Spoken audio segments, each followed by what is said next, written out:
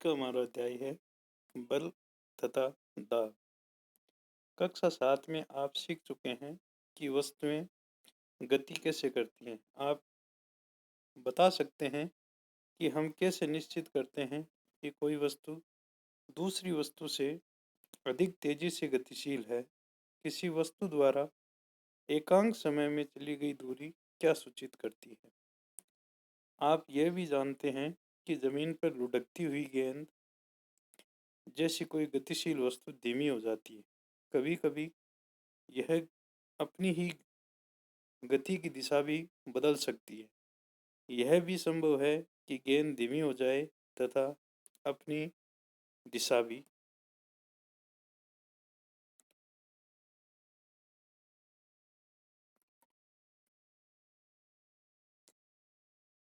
जमीन पर लुढ़कती हुई गेंद जैसी कोई गतिशील वस्तु धीमी हो जाती है।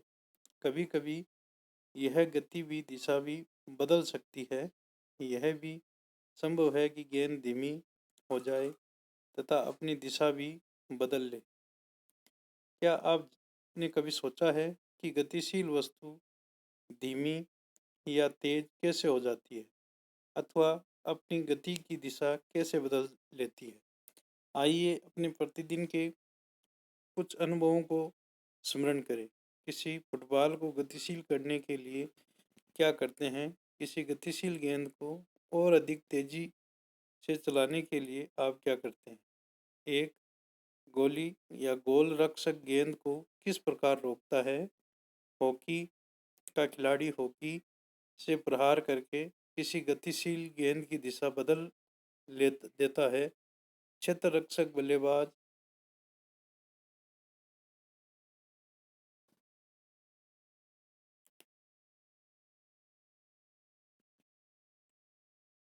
चित्र 11.1 ए गोली गोल को बचाते हुए। बी हॉकी का खिलाड़ी गेंद पर प्रहार करते हुए। सी क्षेत्र रक्षक गेंद को रोकते हुए। इनमें दिखाया गया है।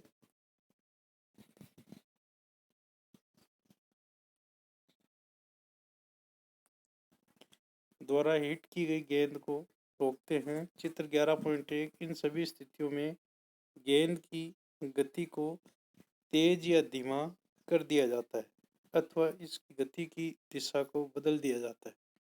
हम प्राय कहते हैं कि जब किसी गेंद को धक्का देते या फेंकते हैं या ठोकर मारते हैं या प्रहार करते हैं तो उस पर बल लगाया जाता है।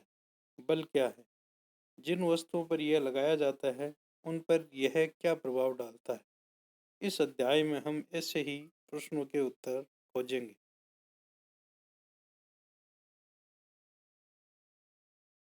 11.1 बल आकर्षण या अभिकर्षण। उठाना, खोलना, बंद करना, ठोकर मारना, हिट करना, प्रहार करना, धक्का देना, खींचना आदि ऐसी क्रियाएं हैं जो प्राय कुछ कार्यों का वर्णन करने के लिए प्रयोग की जाती हैं। इनमें से प्रत्येक कार्य प्राय वस्तु की गति में किसी प्रकार का परिवर्तन लाने का प्रयास करता है।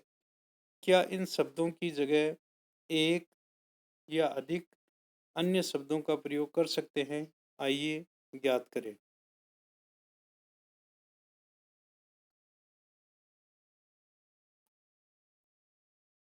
क्रियाकलाप 11.1 सारणी 11.1 में वस्तुओं की गति की सुपरिचित स्थितियों के कुछ उदाहरण दिए गए हैं। आप इनमें कुछ ऐसी ही और अधिक स्थितियों को जोड़ सकते हैं अथवा इन उदाहरणों में से कुछ को बदल सकते हैं। प्रत्येक दशा में कार्य को धक्का देना या खींचना के रूप में पहचानिए तथा सारणी में लिखिए। आपकी सहायता के लिए एक उदाहरण दिया गया है।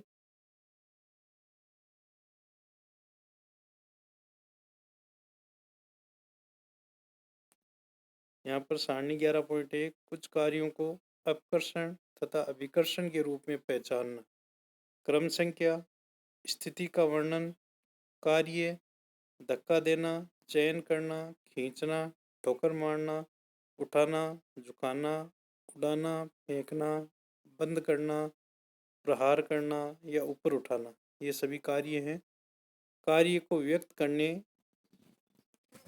को व्यक्त कर सकते हैं। अपकर्षण या अभिकर्षण में हाँ या नहीं में जवाब देना है।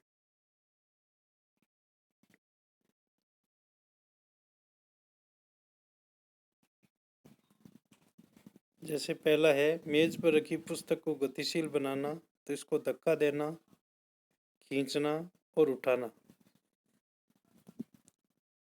अपकर्षण हाँ, अभिकर्षण भी हाँ।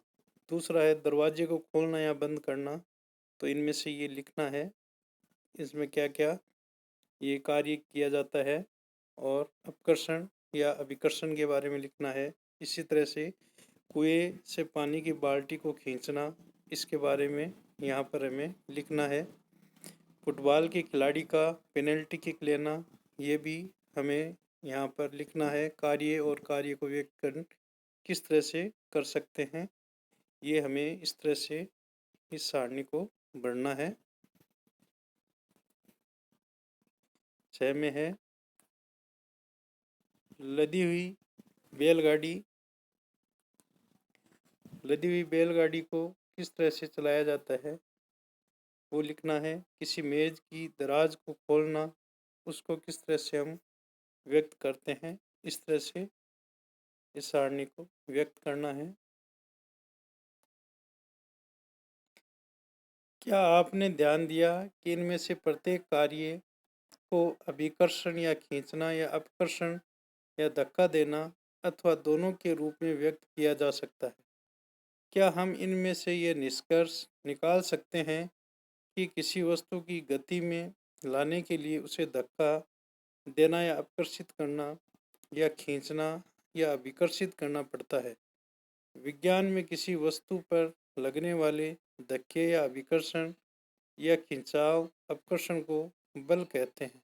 अतः हम कह सकते हैं कि वस्तुओं में दी गई गति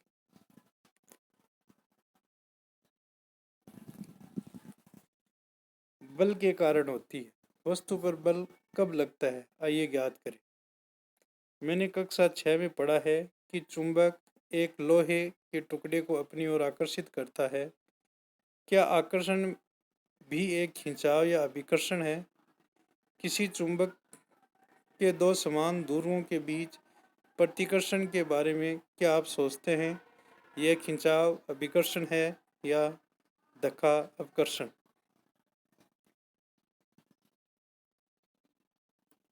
11.2 बल अनोन्य क्रिया के कारण लगते हैं। मान लीजिए कोई आदमी स्थिर कार के पीछे खड़ा है। चित्र 11.2 ए, क्या उसकी उपस्थिति के कारण कार गति में आएगी? मान लीजिए अब आदमी कार को धक्का लगाना प्रारंभ करता है। चित्र 11.2 बी, अर्थात वह इस पर बल लगाता है। कार लगाए गए बल की दिशा में गति करना प्रारंभ कर सकती है। ध्यान दीजिए चित्र 11 पॉइंट यहाँ पर ये दिखाए गए हैं। ध्यान दीजिए यहाँ पर ये चित्र 11.2 ए, कार के पीछे खड़ा हुआ एक आदमी दिखाया गया है। बी में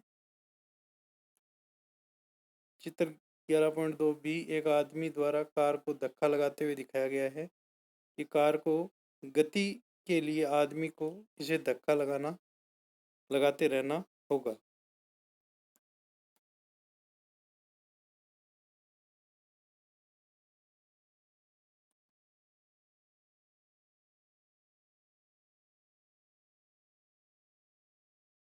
इसी तरह से यहाँ पर ये चित्र है 11.3 ए, कौन कौन धकेल रहा है, ये आपस में किस तरह से धकेल रहे हैं, ये दिखाया गया है।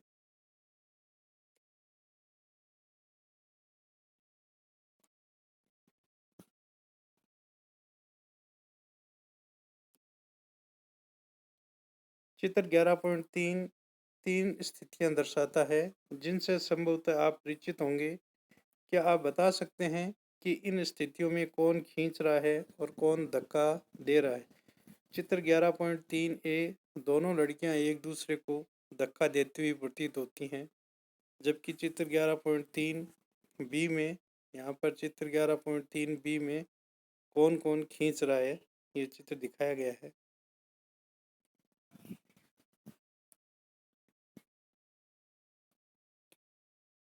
कौन धक्का देती हुई प्रतीत होती हैं, जबकि चित्र 11.3 बी में लड़कियों का युग्म एक दूसरे को खींचने का प्रयत्न कर रहा है। इसी प्रकार चित्र 11.3 सी में गाय तथा आदमी दोनों एक दूसरे को खींचते हुए प्रतीत होते हैं। यहाँ पर दर्शाई गई दोनों स्थितियों में लड़कियां एक दूसरे को, यहाँ पर चित्र 11.3 सी कौन कौन खींच रहा है इसको दर्शाया गया है।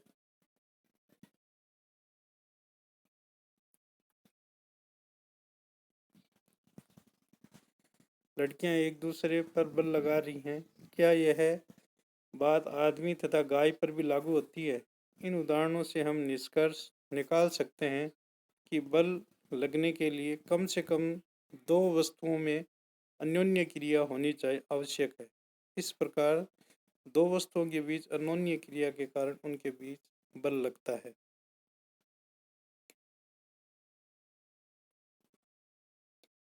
11.3 बलों की खोजबीन। आइए बलों के बारे में कुछ अधिक सीखने का प्रयत्न करें। क्रियाकलाप 11.2 कोई भारी वस्तु जैसे मेज या संदूक लीजिए जिसे आप जोर से धकेलने पर ही गति में ला सकें। इसे अकेले धकेलने का प्रयत्न कीजिए। क्या आप इसे खिसका पाते हैं? अब अपने किसी मित्र से कहिए कि बक्से को उसी दिशा में धकेलने में आपकी सहायता करें जैसे चित्र 11.4 ए। क्या अब इसको खिसकाना आसान है? क्या आप बता सकते हैं कि ऐसा क्यों हुआ?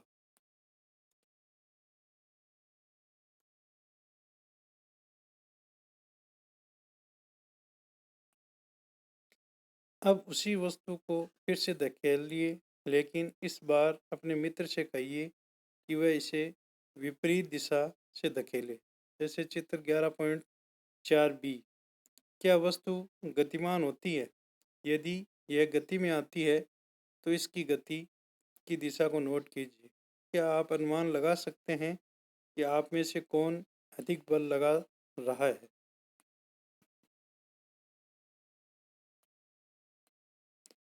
यहाँ पर चित्र 11.4 दो मित्र एक भारी वस्तु को धक्का दे रहे हैं, एक ही दिशा में और एक विपरीत दिशा में ये धक्का देते हुए दिखाए गए हैं। क्या आपने कभी रस्साकशी का खेल देखा है? इस खेल में दो टोलियां एक रस्से को विपरीत दिशा में खींचती हैं। चित्र 11.5 दोनों टोलियों के सदस्य रस्से को अपनी दिशा में खींचने का प्रयत्न करते हैं। कभी कभी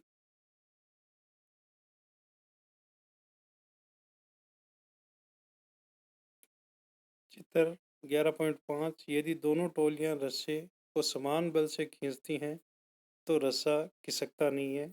इस तरह से ये दिखाया गया है। रस्सा बिल्कुल नहीं खिसकता। क्या यह चित्र 11.3 बी में दर्शाई गई स्थिति के समान नहीं है? जो टोली अधिक जोर से खींचती है अर्थात अधिक बल लगाती है, अतः में वही खेल में विजयी होती है।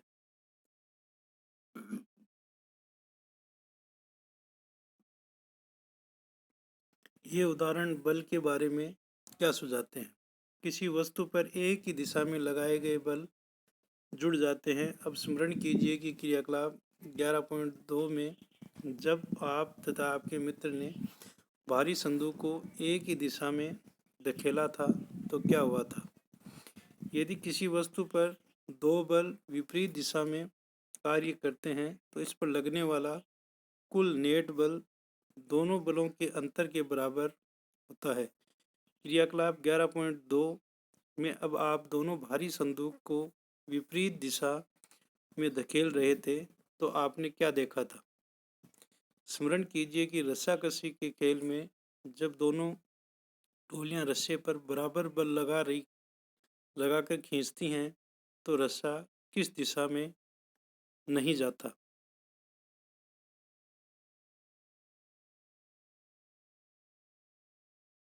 इस प्रकार हमने सीखा कि बल दूसरे से बड़ा, छोटा या बराबर हो सकता है। बल की प्रबलता प्राय उसकी परिमाप से मापी जाती है। बल के बारे में बताते समय हमें उसकी दिशा का उल्लेख करना भी आवश्यक है, जिसमें बल कार्य करता है।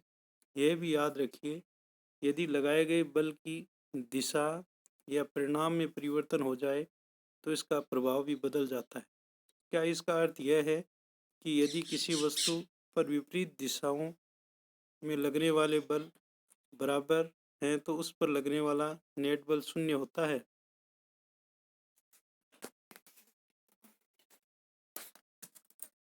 सामान्य रूप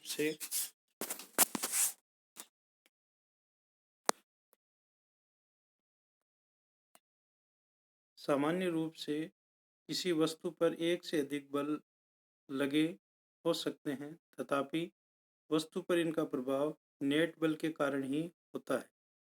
11.4 बल वस्तु की गति की अवस्था में परिवर्तन कर सकता है। आइए अब याद करें कि जब किसी वस्तु पर बल लगता है तो क्या होता है।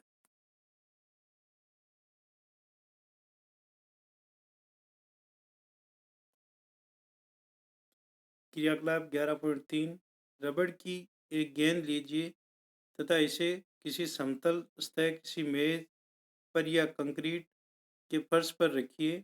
अब गेंद को धीरे से समतल सतह पर धक्का दीजिए, जैसे चित्र 11.6। क्या गेंद गति में आ जाती है? गतिशील गेंद को फिर से धक्का दीजिए। क्या इसकी चाल में कुछ परिवर्तन होता है? यह बढ़ती है या घटती है? अब अपनी हथेली को गतिशील गेंद के सामने रखिए। जैसे ही गतिशील गेंद इसे स्पर्श करे, हथेली को उठा लीजिए। क्या आपकी हथेली गेंद पर कोई बल लगाती है? गेंद की चाल पर इसका क्या प्रभाव पड़ता है? क्या यह बढ़ती है या घटती है? यदि आप गतिशील गेंद को अपनी हथेली से रोक लें तो क्या होगा?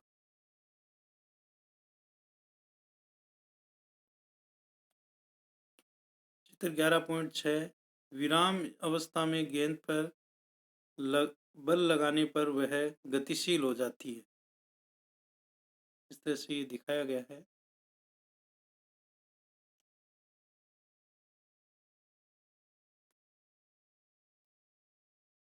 आप इसी प्रकार की अन्य स्थितियों पर विचार कर सकते हैं। उदाहरण के लिए पेनल्टी किक लेते समय खिलाड़ी गेंद पर बल लगाता है।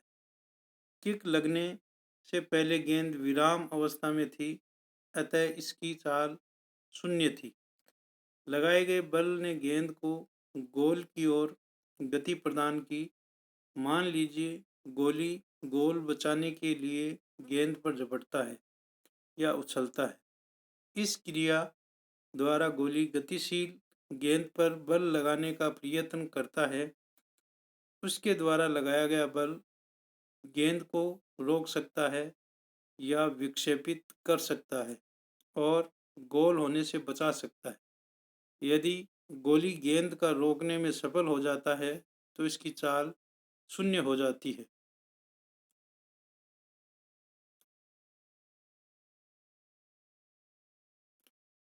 ये प्रेक्षण सुझाते हैं कि किसी वस्तु पर लगाए गए बल द्वारा उसकी चाल बदली जा सकती है। यदि लगाया गया बल गति की दिशा में है तो वस्तु की चाल बढ़ जाती है। यदि बल वस्तु की गति की दिशा के विपरीत दिशा में लगाया जाए तो वस्तु की चाल कम हो जाती है। मैंने बच्चों को एक दूसरे से रबड़ के टायर या किसी घेरे को धकेलकर तेज चलाने की होड़ लगाते देखा है, जैसे चित्र 11.7। अब मैं समझ गया हूँ कि धक्का देने पर टायर की चाल क्यों बढ़ जाती है।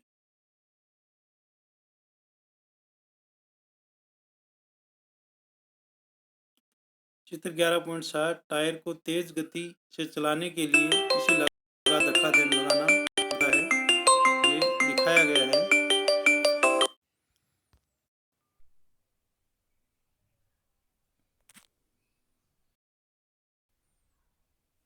ये इसमें दिखाया गया है।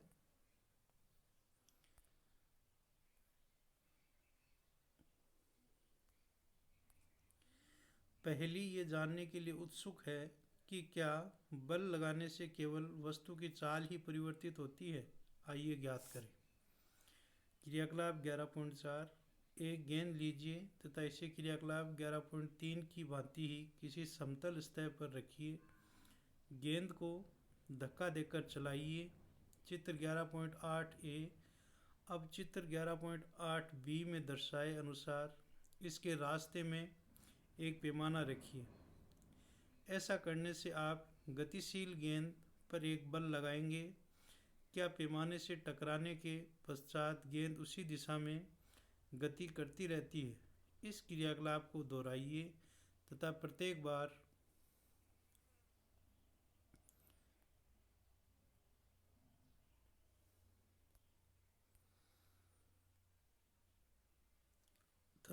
बार पैमाने को इस प्रकार रखिए कि ये गतिशील गेंद के पथ से पहले से भिन्न कोण बनाए। प्रत्येक स्थिति में पैमाने से टकराने के पश्चात गेंद की गति की दिशा के बारे में अपने प्रेक्षणों को नोट कीजिए।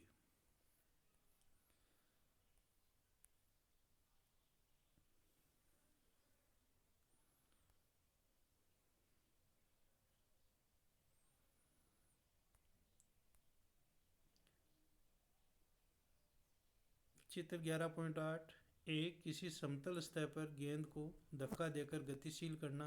बी। गेंद के रास्ते में रखे पैमाने से टकराने के पश्चात गेंद की गति की दिशा। ए और बी इस तरह से ये दिखाया गया है।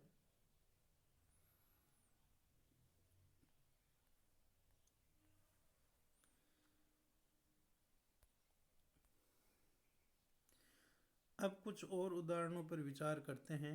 वॉलीबॉल के खेल में खिलाड़ी प्राय विजयी चाल बनाने के लिए गतिशील गेंद को धकेलकर अपनी टीम के साथियों के पास पहुंचा देते हैं।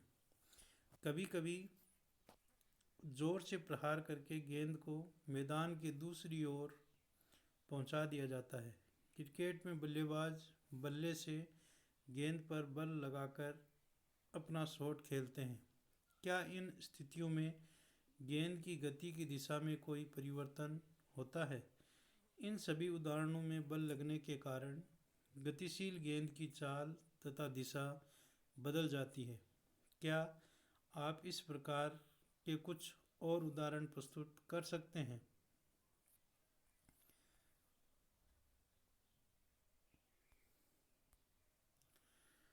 किसी वस्तु की चाल अथवा उसकी गति की दिशा अथवा दोनों में होने वाले परिवर्तन को इसकी गति की अवस्था में परिवर्तन द्वारा व्यक्त किया जाता है। अतः बल द्वारा किसी वस्तु की गति की अवस्था में परिवर्तन लाया जा सकता है। गति की अवस्था। किसी वस्तु की गति की अवस्था का वर्णन उसकी चाल तथा गति की दिशा से किया जाता है। विराम अवस्था को शून्य चाल की अवस्था माना जाता है। कोई वस्तु विराम अवस्था में अथवा गतिशील में हो सकती है। दोनों ही इसकी गति की अवस्थाएं हैं।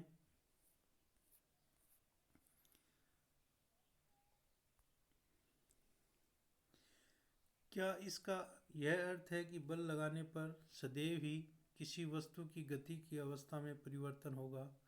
आइए पता करें। यह हमारा सामान्य अनुभव है कि अनेक बार बल लगाने पर भी वस्तु की गति की अवस्था में परिवर्तन नहीं होता।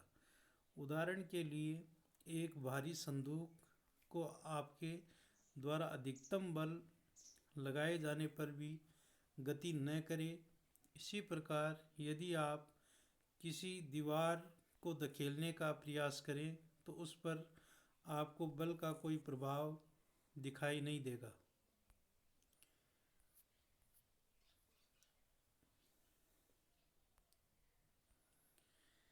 11.5 किसी बल किसी वस्तु की आकृति में परिवर्तन कर सकता है। क्रियाकलाप 11.5 सारणी 11.2 के स्तंभ 1 में कुछ ऐसी स्थितियां दी गई हैं जिनमें वस्तुएं गति नहीं कर सकती।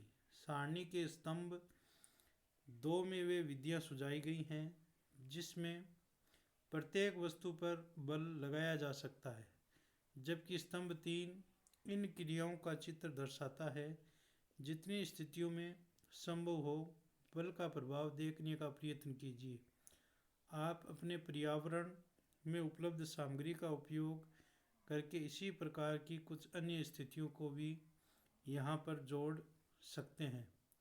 अपने प्रेक्षणों को सारणी के स्तंभ 4 तथा 5 में नोट कीजिए।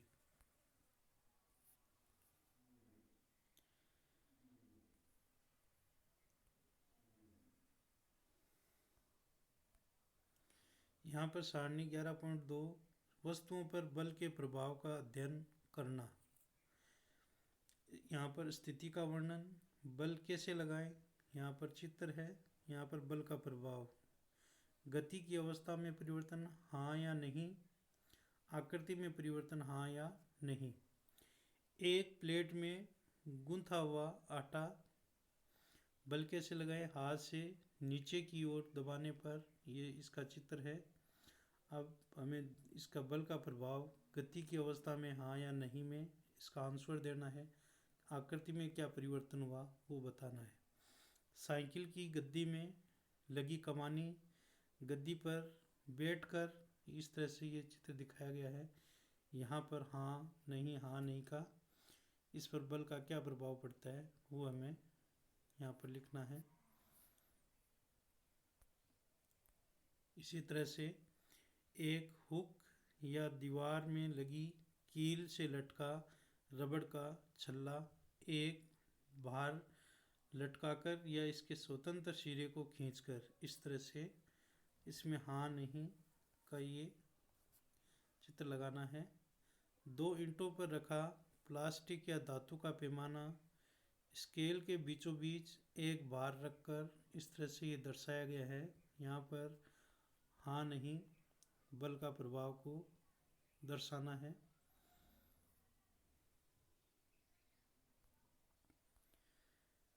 सारणी 11.2 के प्रेक्षणों से आप क्या निष्कर्ष निकालते हैं? जब आप अपनी हथेलियों के बीच एक फूले हुए गुब्बारे को रख कर दबाते हैं तो क्या होता है? जब गूंथे आटे की लोई को बेलकर चपाती बनाते हैं तो उसकी आकृति पर क्या प्रभाव पड़ता है? जब आप मेज पर रखी किसी रबड़ की गेंद को दबाते हैं तो क्या होता है? इन सभी उदाहरणों में आपने देखा कि किसी वस्तु पर बल लगाने से उसकी आकृति में परिवर्तन हो सकता है।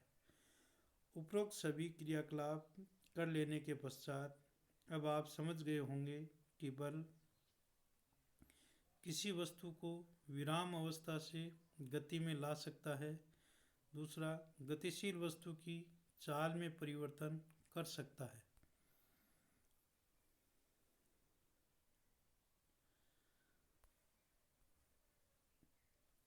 गतिशील वस्तु की दिशा में परिवर्तन कर सकता है, वस्तु की आकृति में परिवर्तन ला सकता है या इनमें से कुछ अथवा सभी प्रभावों को उत्पन्न कर सकता है।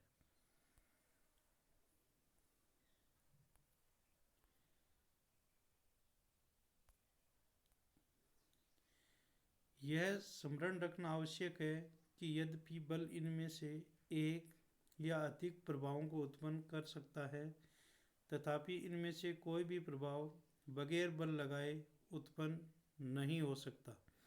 अतः कोई वस्तु बिना बल लगाए अपने आप गति में नहीं आ सकती, अपने आप दिशा परिवर्तित नहीं कर सकती तथा अपने आप आकृति में परिवर्तन नहीं ला सकती। 11.6 संपर्क बल या पेशीय बल। क्या आप मेज पर रखी किसी पुस्तक को बगैर छुए धकेल या उठा सकते हैं? क्या बगैर पकड़े पानी की किसी बाल्टी को उठा सकते हैं? सामान्यतः किसी वस्तु पर बल लगाने के लिए आपके शरीर का वस्तु के साथ संपर्क होना चाहिए। संपर्क किसी छड़ी या रस्सी की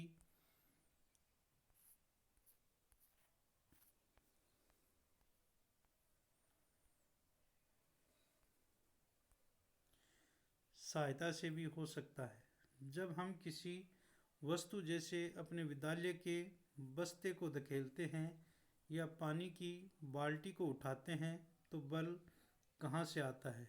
यह बल हमारे शरीर की मांसपेशियों द्वारा लगता है। हमारी मांसपेशियों के क्रिया स्वरूप लगने वाले बल को पेशीय बल कहते हैं।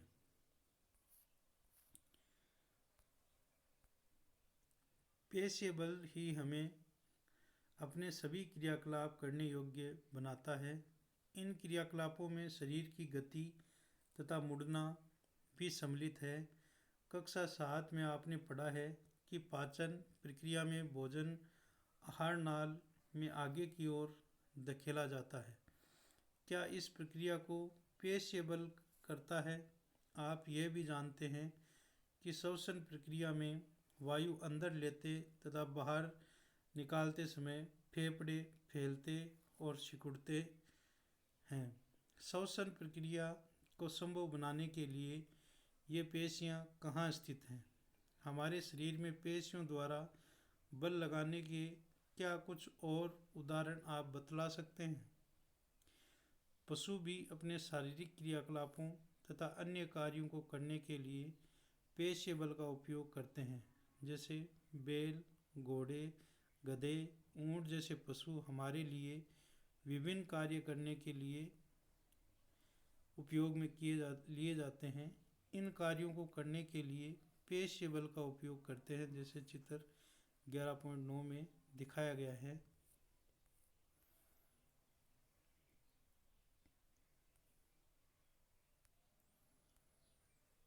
चित्र 11.9 पशुओं का पेशीय बल अनेक कठिन कार्यों को करने के लिए प्रयोग में लिया जाता है।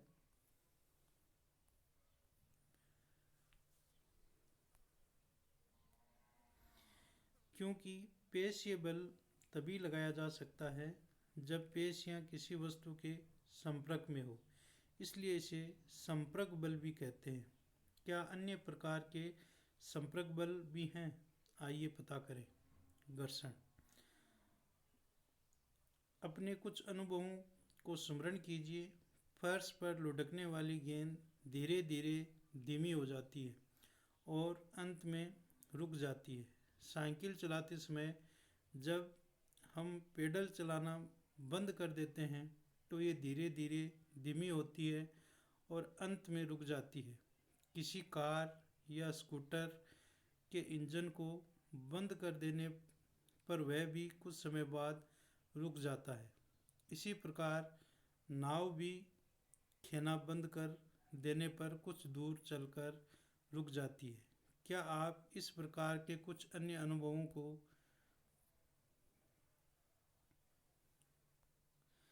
इनमें जोड़ सकते हैं?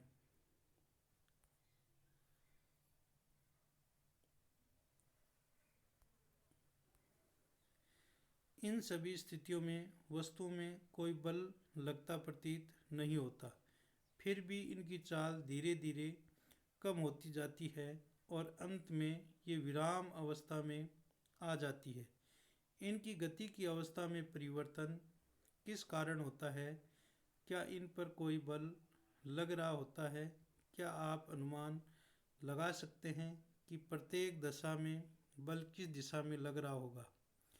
इन सभी उदाहरणों में वस्तुओं की गति की अवस्था में परिवर्तन का कारण घर्षण बल है। फर्श तथा गेंद की स्तंभों के बीच लगने वाला घर्षण बल ही गतिशील गेंद को विराम अवस्था में लाता है। इसी प्रकार पानी तथा नाव की स्तंभों के बीच घर्षण खेना बंद करने पर नाव को रोक देता है।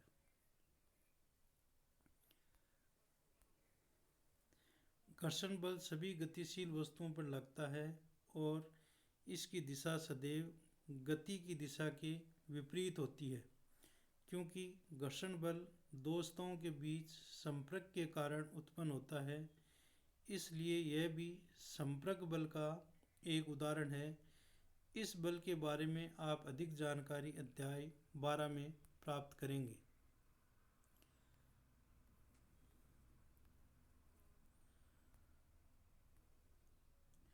आप यह जानने के लिए उत्सुक होंगे कि क्या यह आवश्यक है कि किसी वस्तु पर बल लगने वाला बल सदैव संपर्क बल ही हो। आइए पता लगाएं।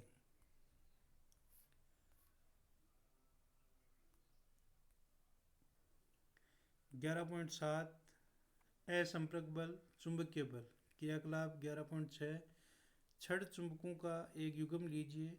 चित्र 11.10 में दर्शाए अनुसार एक चुंबक को 3 गोल पेंसिलों या लकड़ी के बेलनों या रोलनों पर रखिए। अब दूसरे चुंबक के एक सिरे को बेलनों पर रखे चुंबक के सिरे के समीप लाइए। ध्यान रखिए कि दोनों चुंबक एक दूसरे को स्पर्श न करें। देखिए क्या होता है। अब चुंबक के दूसरे सिरे को बेलनों पर रखे चुंबक के उसी सिरे के समीप लाइए, जैसे चित्र 11.10 में दिखाया गया है। प्रत्येक बार नोट कीजिए क्या होता है जब एक दूसरे चुंबक को बेलनों पर रखे चुंबक के समीप लाया जाता है।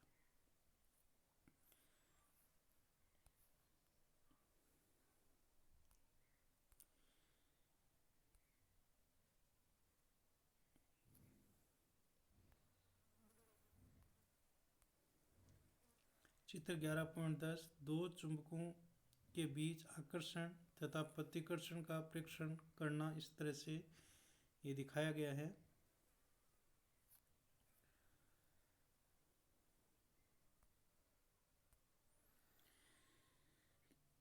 क्या बेलनों पर रखा चुंबक दूसरे चुंबक को समीप लाने पर गति करने लगता है? क्या यह सदैव समीप आने वाले चुंबक की दिशा में गति करता है? ये प्रेक्षण क्या सुझाते हैं? क्या इसका अर्थ यह है कि चुंबकों के बीच कोई बल अवश्य ही कार्य कर रहा है?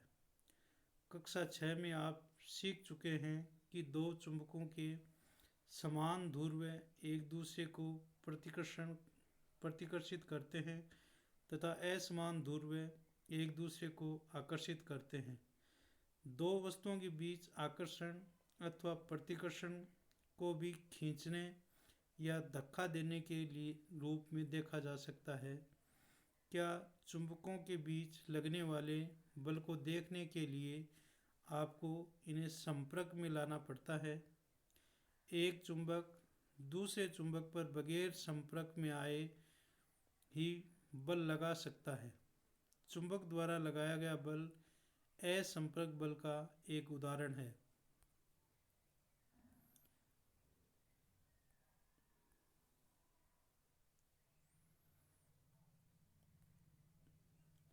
इसी प्रकार चुंबक द्वारा किसी लोहे के टुकड़े पर लगाया गया बल भी असंपर्क बल है। स्थिर विद्युत बल।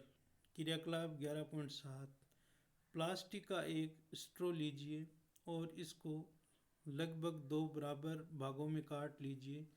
धागे की सहायता से एक टुकड़े को किसी मेज के किनारे से लटकाइए। चित्र 11.11 अब स्ट्रॉ के दूसरे टुकड़े को अपने हाथ में पकड़िए और इसके स्वतंत्र सिरे को कागज की एक शीट से रगड़िए। स्ट्रॉ के रगड़े हुए सिरे को लटके हुए स्ट्रॉ के समीप लाइए। सुनिश्चित कीजिए कि दोनों टुकड़े एक दूसरे को स्पर्श न करें। आप क्या देखते हैं?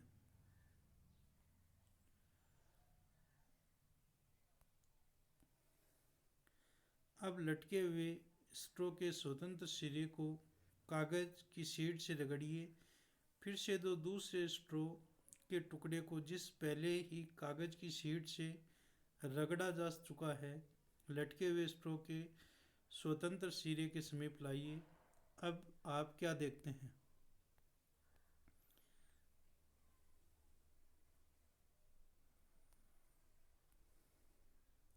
चित्र 11.11 में कागज से रगड़ा हुआ स्ट्रॉ दूसरे स्ट्रॉ को आकर्षित करता है, लेकिन यदि लटका हुआ स्ट्रॉ भी कागज की शीट से रगड़ा जाए तो उसे प्रतिकर्षण करता है। इस तरह से ये दिखाया गया है।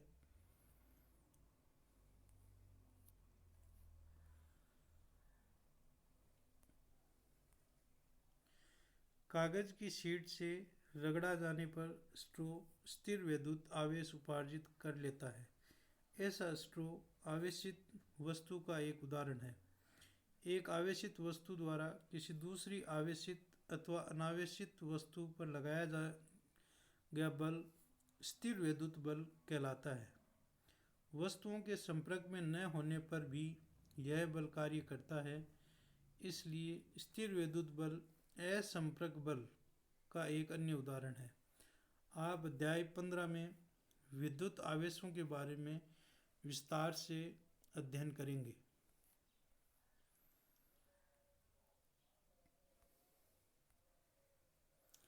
गुरुत्वाकर्षण बल। आप जानते हैं कि यदि कोई सिक्का या पेन आपके हाथ से छूट जाए तो यह धरती की ओर गिरता है। पेड़ से अलग होने के पश्चात पत्तियां या फल भी धरती की ओर गिरते हैं। क्या कभी आपने सोचा कि ऐसा क्यों होता है? जब सिक्का आपके हाथ में पकड़ा हुआ है तो यह विराम अवस्था में है। जैसे ही इसको छोड़ा जाता है यह नीचे की ओर गिरना प्रारंभ हो जाता है। इससे स्पष्ट है कि सिक्के की गति की अवस्था में परिवर्तन होता है। क्या इस पर बिना बल लगे ऐसा हो सकता है? यह बल कौन सा है?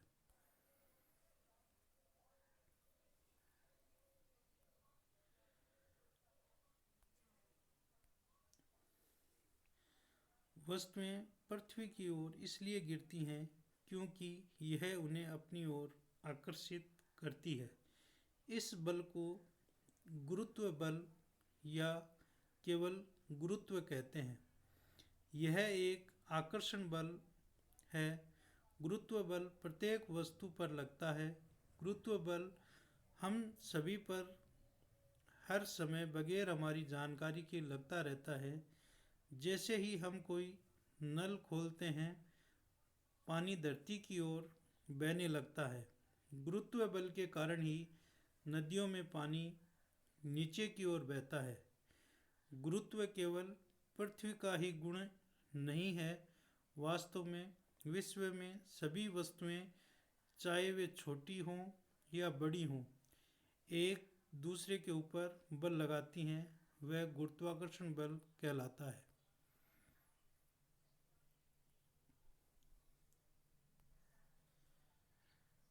11.8 दाब। आपने कक्षा 7 में पढ़ा है कि तूफान या चक्रवात के समय प्रबल पवन घर की छतों को भी उड़ा ले जाती है।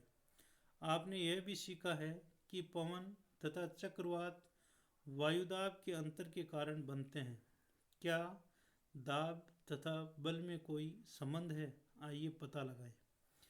किसी लकड़ी के तख्ते में एक कील को इसके शीर्ष से ठोकने का प्रयत्न कीजिए। क्या आप सफल हो पाते हैं?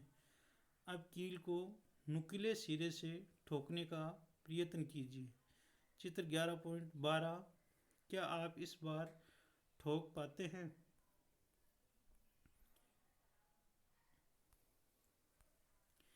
यहाँ पर चित्र 11.12 में लकड़ी के तख्ते में कील ठोकते हुए दिखाया गया है।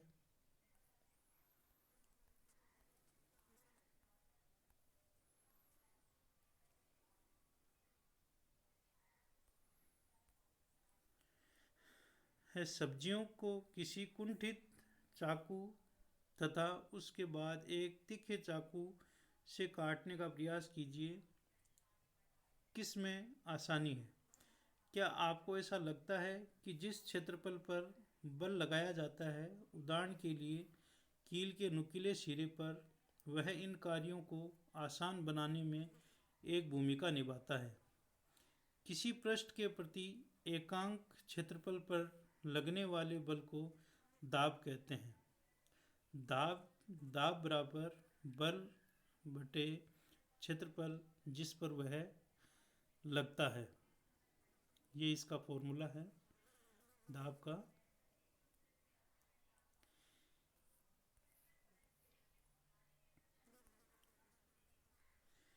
यहाँ पर हम केवल उन बलों पर विचार करते हैं जो उस पर पृष्ठ के लंबवत हैं जिस पर दाब ज्ञात करना है। अब मेरी समझ में आया कि कुलियों को जब भारी बोझ उठाना होता है तो वे अपने सिर पर एक कपड़े को गोल लपेट कर क्यों रखते हैं। चित्र 11.13। इस प्रकार वे अपने शरीर से बोझ के संपर्क क्षेत्रफल को बढ़ा देते हैं, अतः उनके शरीर पर लगने वाला दाब कम हो जाता है और वे बोझ को आसानी से उठा सकते हैं।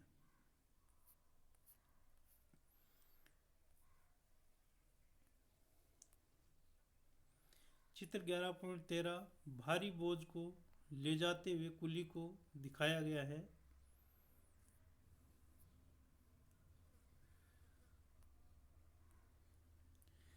ध्यान दीजिए कि उपयुक्त व्यंजक में क्षेत्रफल हर में है, इसलिए यदि बल बराबर हो तो पृष्ठ का क्षेत्रफल जितना कम होगा उस पर दाब उतना ही अधिक होगा।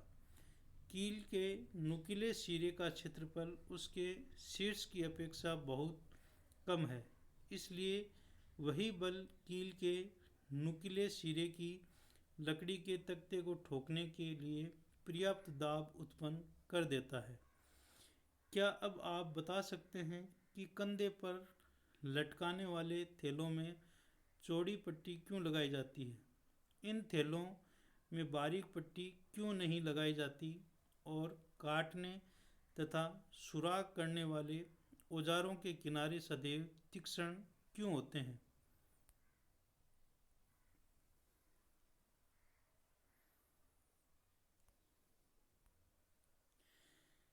क्या दरुओं तथा गैसों द्वारा भी दाब लगता है? क्या यह उस क्षेत्रफल पर निर्भर होता है जिस पर बल कार्य करता है? आइए ज्ञात करें।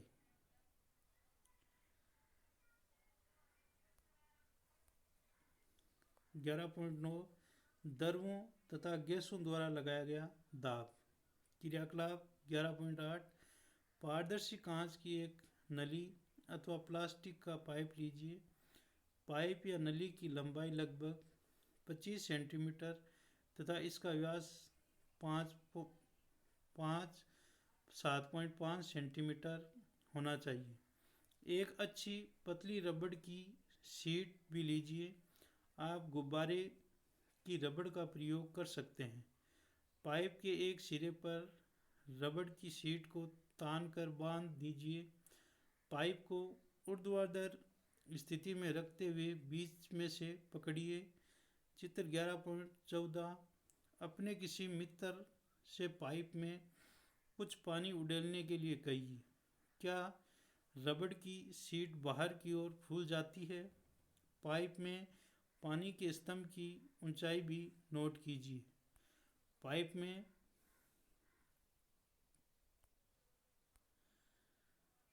में कुछ पानी उड़ेलने के लिए कहिए। क्या रबड़ की शीट बाहर की ओर फूल जाती है? पाइप में पानी के स्तंभ की ऊंचाई भी नोट कीजिए।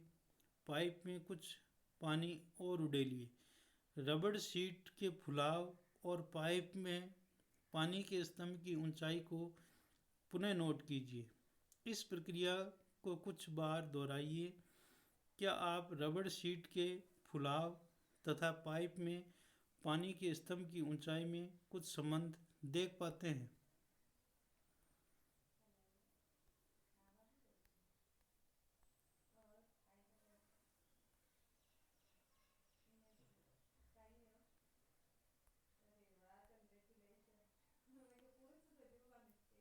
चित्र 11.14 किसी बर्तन की तली पर पानी द्वारा लगाया जाने वाला दाब पानी के स्तंभ की ऊंचाई पर निर्भर करता है। ये दिखाया गया है।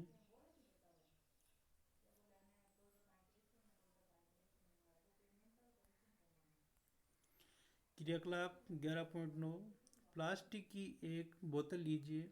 आप पानी या मरदुपे या सॉफ्ट ड्रिंक की उपयोग की जा चुकी कोई बोतल ले सकते हैं। चित्र 11.15 में दर्शाए अनुसार बोतल के पेंदे के पास कुछ सेंटीमीटर लंबी कांच की एक बेलनाकार नली लगाइए। ऐसा करने के लिए कांच की नली के एक सिरे को थोड़ा सा गर्म कीजिए, फिर जल्दी से बोतल के पेंदे के समीप घुसा दीजिए। सुनिश्चित कीजिए कि जोड़ के पास से पानी न रिसे। यदि पानी रिसता है तो इसको पिंगले मोम से अच्छी प्रकार बंद कीजिए।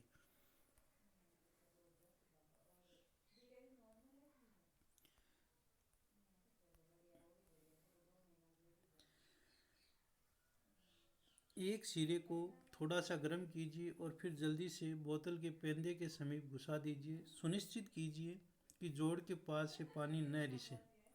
यदि पानी रिसता है तो इसको पिंगले मोम से अच्छी प्रकार बंद कीजिए। कांच की नली के मुंह को क्रियाकलाप 11.8 के अनुसार एक पतली रबड़ की शीट से बंद कीजिए। अब बोतल को पानी से आधा भरिए।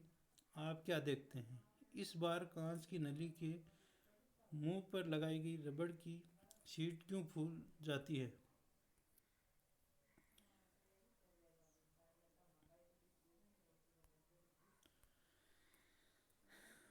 बोतल में कुछ पानी और डालिए। क्या रबड़ की शीट के फुलाव में कुछ अंतर आता है? ध्यान दीजिए कि रबड़ की शीट को बर्तन के नीचे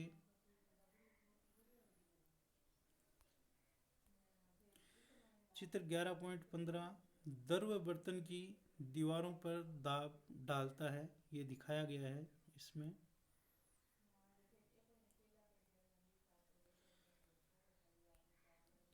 नहीं, बल्कि पार्श्व में दीवार में लगाया गया। क्या इस स्थिति में रबड़ शीट का फूलना ये दर्शाता है कि पानी बर्तन की दीवारों पर भी दाब डालता है? आइए इसकी और अधिक छानबीन करें। क्रियाकलाप 11.10 प्लास्टिक की एक खाली बोतल अथवा एक बेलनाकार बर्तन लीजिए। आप खाली डिब्बा या प्लास्टिक की बोतल का उपयोग कर सकते हैं। बोतल के पेंदे के पास चारों दिशाओं में 4 सुराख कीजिए। ध्यान दीजिए कि सुराख पेंदे से समान ऊंचाई पर हों। चित्र 11.16 अब बोतल को पानी से भरिए। आप क्या देखते हैं? क्या सुराखों से निकलता पानी बोतल से बराबर की दूरी पर गिरता है? यह क्या दर्शाता है? क्या अब आप कह सकते हैं कि द्रव बर्तन की दीवारों पर दाब डालते हैं?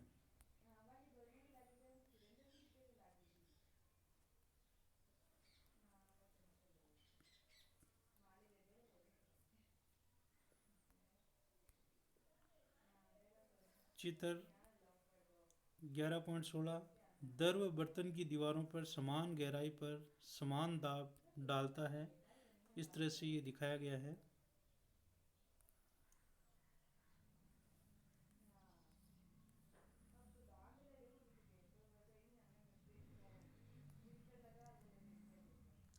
क्या गैसें भी दाब डालती हैं?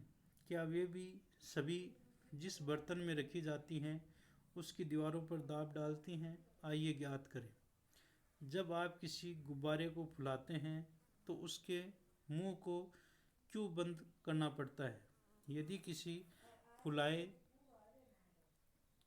जल संभरण के लिए प्रयोग किए जाने वाले पाइपों के लीक करने वाले जोड़ों या सुराखों से मैंने पानी के फुहारों को बाहर आते देखा है। क्या यह पानी द्वारा पाइप की दीवारों पर लगाए जाने वाले दाब के कारण नहीं है?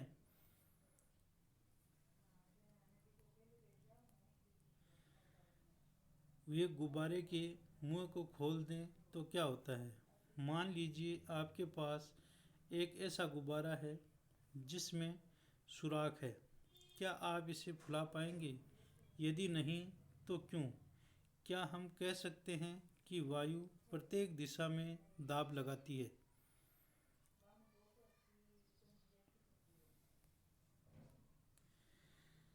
स्मरण कीजिए कि यदि साइकिल की ट्यूब में पंक्चर हो तो उसके अंदर की हवा का क्या होता है। क्या ये प्रेक्षण दर्शाते हैं कि वायु किसी फुलाए हुए गुब्बारे या साइकिल की ट्यूब के अंदर की दीवारों पर दाब डालती है। इस प्रकार हम कह सकते हैं कि गैसें जिस बर्तन में रखी जाती हैं उसकी दीवारों पर दाब डालती हैं।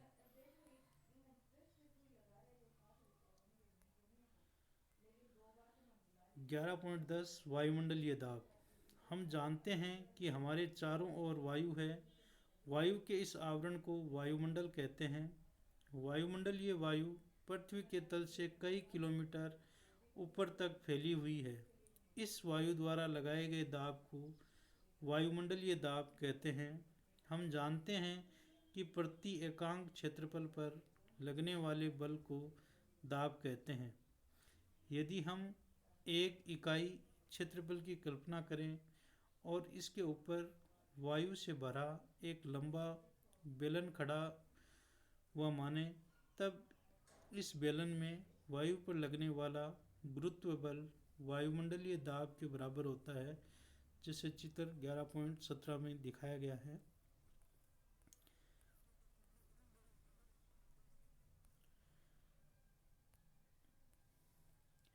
चित्र 11.17 एकांक क्षेत्रफल के वायु स्तंभ पर लगने वाला गुरुत्व बल वायुमंडलीय दाब के बराबर होता है। यहाँ पर इकाई क्षेत्रफल को दिखाया गया है।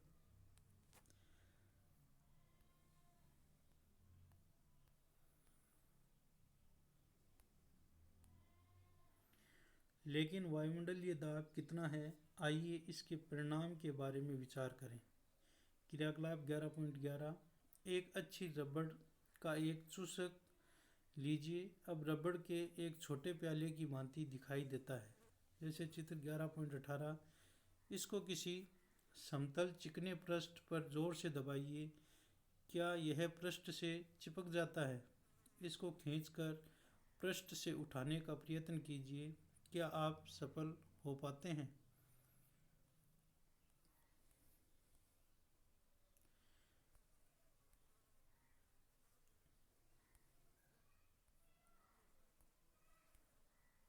यहाँ पर चित्र 11.18 में एक पृष्ठ पर दबाया हुआ रबड़ का चुस्क को दिखाया गया है।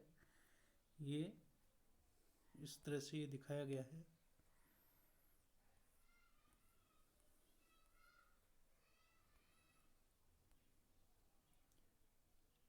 जब आप चुस्क को दबाते हैं तो कप तथा पृष्ठ के बीच की अधिकांश वायु बाहर निकल जाती है। चूसक पर वायुमंडलीय दाब लगता है, इसलिए यह पृष्ठ के साथ चिपक जाता है। चूसक को पृष्ठ से खींचकर अलग करने के लिए लगाया गया बल इतना अधिक होना चाहिए कि वह वायुमंडलीय दाब पर पार पा सके। इस क्रियाकलाप से संभवतः आपको वायुमंडलीय दाब के परिणाम का अनुमान लग गया होगा। वास्तव में यदि चूसक तथा पृष्ठ के बीच में से समस्त वायु को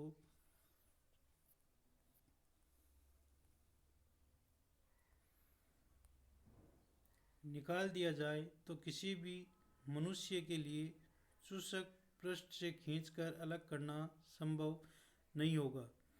क्या इससे आप अनुमान लगा सकते हैं कि वायुमंडलीय दाब कितना अधिक होता है? यदि मेरे सिरे का क्षेत्रफल 15 सेंटीमीटर इंटू 15 सेंटीमीटर हो तो मेरे सिर पर वायु कितना बल लगा रही है?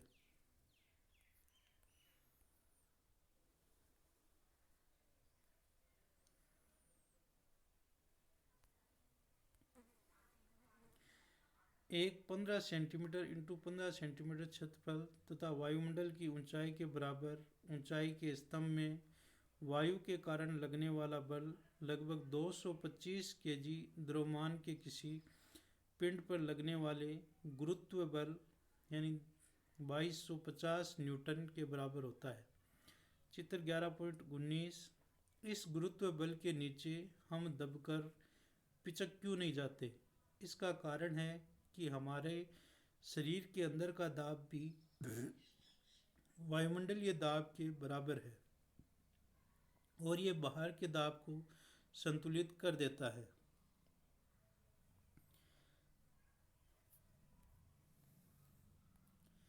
यहाँ पर चित्र 11.19 में आपके शरीर पर वायुमंडलीय दाब को दिखाया गया है।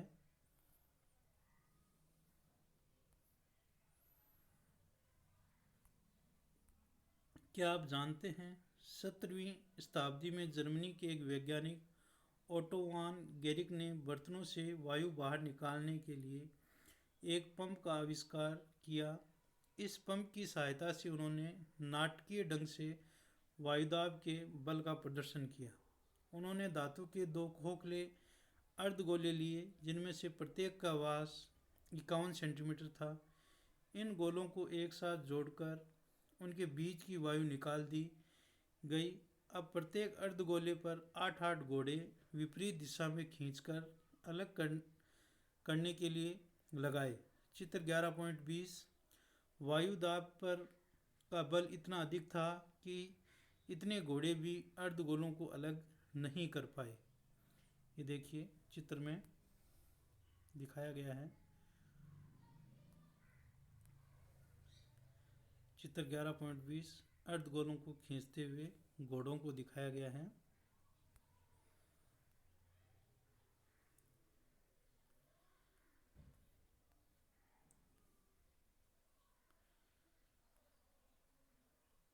इस तरह से ये हमारा अध्याय पूरा होता है।